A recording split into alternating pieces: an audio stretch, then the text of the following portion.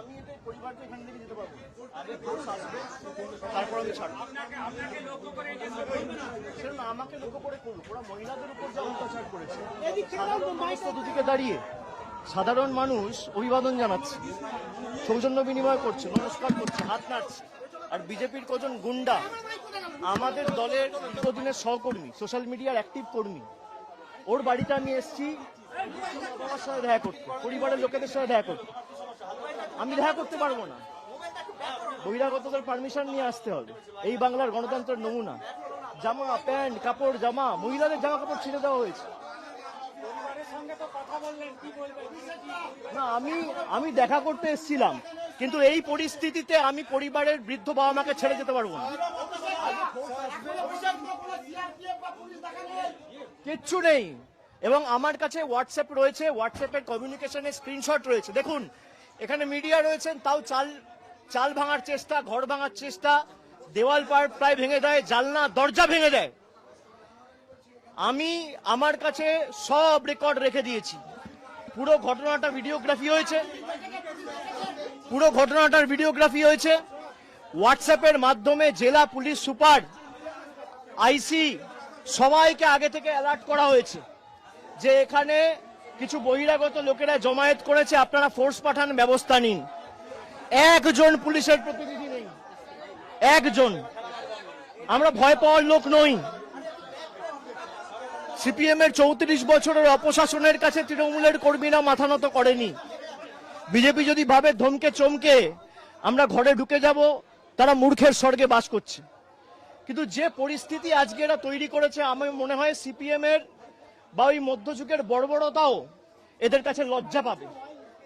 যেভাবে মানে মাথাটা বেঁচে গেছে খালি আমার একটা হেলমেট পরেছিলাম বলে।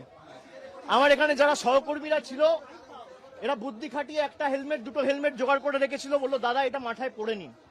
আপনি দেখুন আমার জামা কাপড়ের অবস্থা, 15 বছর, চশমা ভেঙে দিয়েছে, ঘড়ি টড়ি প্রায় একদম ছিঁড়ে, বেল্ট টেল্ট সব ছিঁড়ে দিয়েছে। পুলিশ নেই। আমি সংবাদ মাধ্যমের প্রতিনিধিদের বলবো যে এই প্রশ্নগুলোই আপনাদের তোলা উচিত। আমি এখন যেভাবে এসছি আমি একইভাবে বেরিয়ে যেতে পারি, কিন্তু আমি হয়তো বেরিয়ে গেলাম, এই যে সঞ্জুর বৃদ্ধ বাবা মা, তার উপর তো চড়াও হবে এই ছেলেগুলো, এই বখাটে ছেলেগুলো, যাদের পেটে ঘুষি মারলে কখ বেরোবে না। আমাকে বাইরে থেকে স্লোগান দিচ্ছে চোর, আর বাংলার বর্তমান মুখ্যমন্ত্রীকে নির্লজ্জ দোকান কাটার মতো হাত বার করে টিভির পর্দায় 5 লক্ষ টাকা ঘুষ নিতে দেখা গেছে। বাংলার কোন মুখ্যমন্ত্রীকে টিভির পর্দায় আজ পর্যন্ত স্বাধীনতার পর এইভাবে নির্লজ্জভাবে কেউ টাকা নিতে দেখেনি। একমাত্র এই বিজেপির মুখ্যমন্ত্রী বর্তমানে, যিনি চুরি জচ্চুরি করে মুখ্যমন্ত্রী হয়েছে, যার মাথার উপর ইডি সিবিআই কেস ঘুরছে। Sir, we have seen that you also attacked. During visit, you are also attacked. No CAPF shot here. Sir, what's Nothing. They want to kill me. They want to kill me. এরা আমাদের প্রাণে মারতে চায়। মেরে দিক, আমার মৃতদেহ উদ্ধার হোক এখান থেকে, কিন্তু আমি জায়গা ছেড়ে যাব না।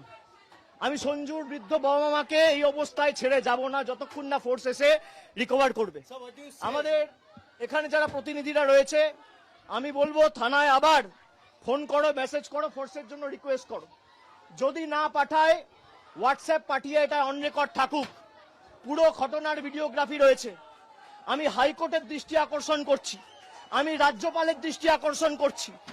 কি বাংলার পরিস্থিতি, এখানে প্রায় 50 জন সংবাদ মাধ্যমের প্রতিনিধিরা রয়েছে, দরজা ভাঙার চেষ্টা করছে, পুলিশের একটা লোক নেই। কি পরিস্থিতি হয়েছে আপনারা দেখুন।